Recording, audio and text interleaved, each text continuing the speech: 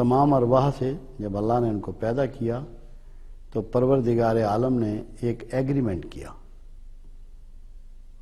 اللہ نے کہا الست بربکم، کیا میں ہی تمہارا رب نہیں ہوں؟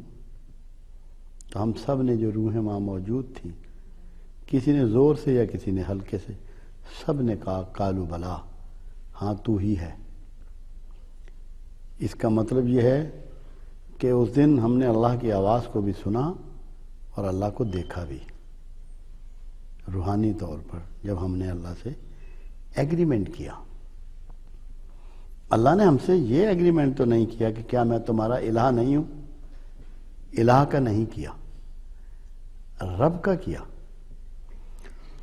اور جتنا توحید کے راستے میں رکاوٹ بنی، سورج کو پوجا گیا، چاند کو پوجا گیا، برگد کے درخت کو پوجا گیا، ہاتھیوں کو پوجا گیا، بڑے سانپوں کو پوجا گیا، ڈائناسار کو پوجا گیا، پیپل کے درخت کو پوجا گیا، شیر کو پوجا گیا، بندر کو پوجا گیا، پتھروں کو پوجا گیا، پتھروں کو سادہ پوجا گیا، پتھروں کو شکلیں دے کر پوجا گیا، پتھروں کی مورتیاں بنا کر پوجا گیا. طاقتور، بہت پڑھے لکھے، بہت ذہین، کچھ غیر معمولی لوگوں کو پوجا گیا. کسی نے بھی انسان نے جب اس نے شرک کیا، الہیات میں نہیں کیا. شرک کبھی بھی الہیات میں نہیں ہوا، ربوبیت میں ہوا.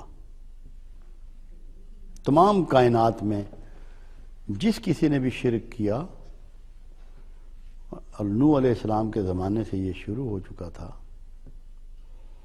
ہوا ربوبیت میں. جس چیز سے انسان کو خوف لگا اس کو خدا مان لیا، جس چیز سے تھوڑا سا فائدہ پہنچا اس کو خدا مان لیا، جو چیز طاقتور لگی اس کو خدا مان لیا، جو خوبصورت لگا اس کو خدا مان لیا. اس کو اللہ کی بیٹیاں بھی کہا گیا، دیویاں بھی کہا گیا. جتنے بت آویزاں تھے کعبۃ اللہ میں، بہت سے بت اس میں مؤنث بھی تھے، دیویوں کے بھی تھے. تو سارا شرک بحوالہ ربوبیت ہوا. اسی لیے پروردگار عالم نے کمال حسن کے ساتھ اور کمال حکمت کے ساتھ روحوں سے جو ایگریمنٹ کیا وہ ربوبیت پہ کیا کہ کیا میں ہی تمہارا رب نہیں ہوں؟ سب نے کہا تو ہے. رب کون ہوتا ہے؟ پالنے والا، دینے والا، سب کچھ دینے والا، سب کچھ پیدا کرنے والا، سب پر اختیار رکھنے والا، سب کو بانٹنے والا، سب میں تقسیم کرنے والا، سب کی فطرت کے فیصلے کرنے والا، اس کو رب کہتے ہیں. اور یہ کمال ہے، اللہ کا حسن ہے کہ چھیننے والا بھی رب ہی ہوتا ہے.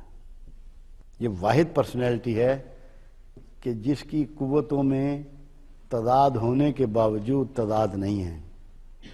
جو پیدا کر رہا ہے وہ بھی رب ہے، اور جو موت دے رہا ہے وہ بھی رب ہے.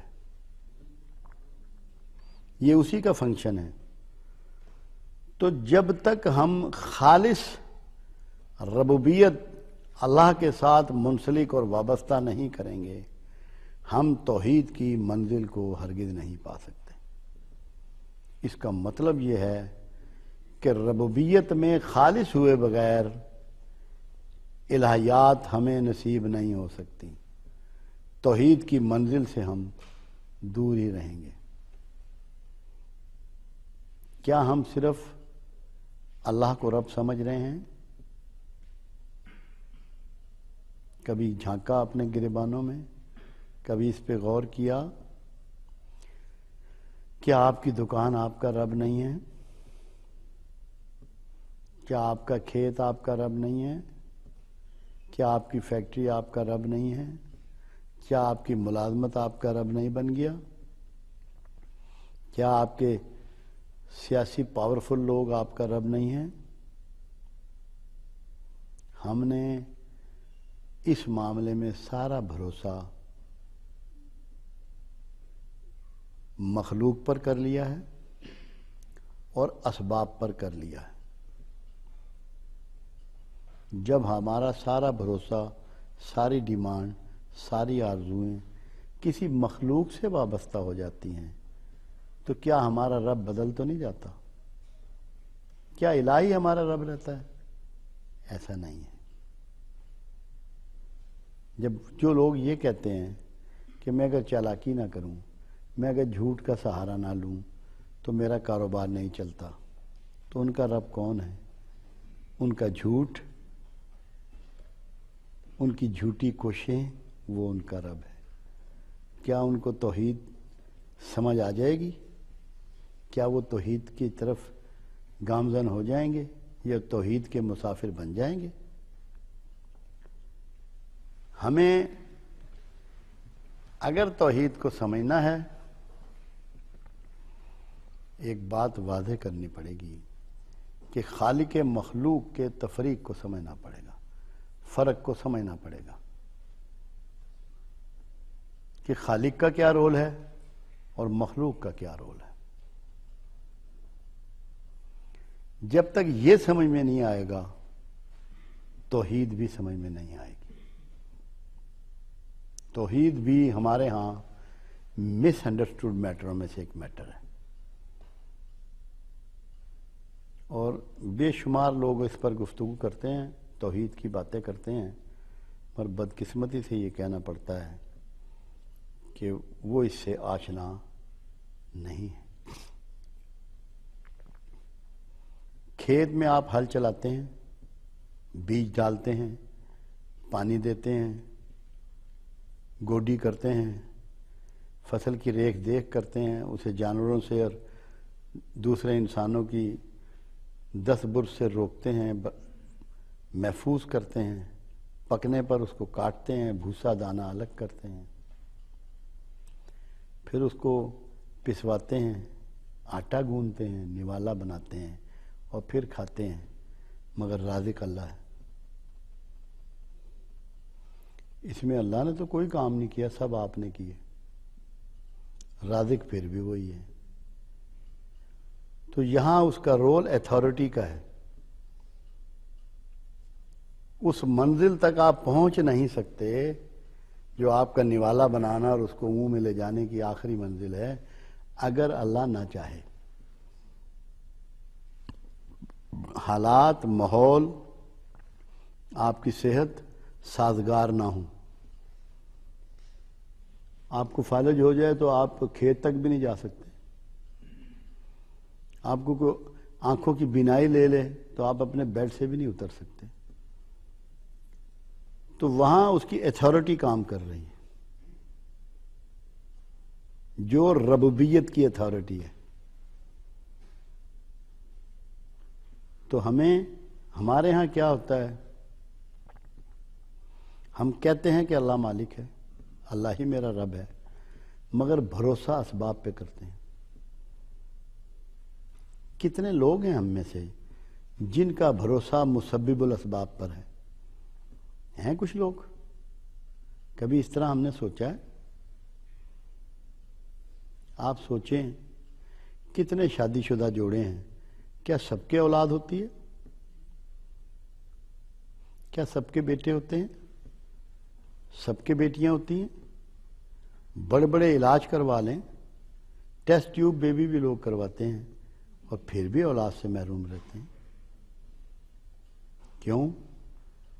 کہ رب کی اتھارٹی شامل نہیں ہوتی اس میں، کیونکہ وہ یہ کہتا ہے کہ جسے چاہوں بیٹے دوں، جسے چاہوں بیٹیاں دوں، جسے چاہوں دونوں دوں، جسے چاہوں دونوں نہ دوں۔ یہ سارا کام ربوبیت کا ہے۔ جسے چاہوں عزت دوں، جسے چاہوں ذلیل کروں، جسے چاہوں صحت دوں، جسے چاہوں بیمار رہنے دوں، جسے چاہوں موت دوں، جسے چاہوں حکمران بناؤں، جسے چاہوں معزول کروں، جسے چاہوں رزق میں اضافہ کر دوں، جسے چاہوں رزق میں کمی کر دوں، جسے چاہے امیر کر دوں، جسے چاہے غریب کر دوں۔ یہ شعبہ ربوبیت ہے۔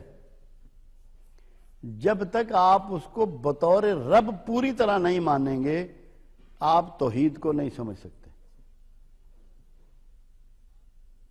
سائنس بہت ترقی کر گئی ہے، دنیا کے جتنے سائنسدان ہیں، جتنے بھی سائنسدان ہیں، جس ملک میں بھی ہیں، کائنات میں جہاں بھی بکھرے ہوئے ہیں، ان سے کہیں کہ مرغے سے انڈا لے کے دکھائیں۔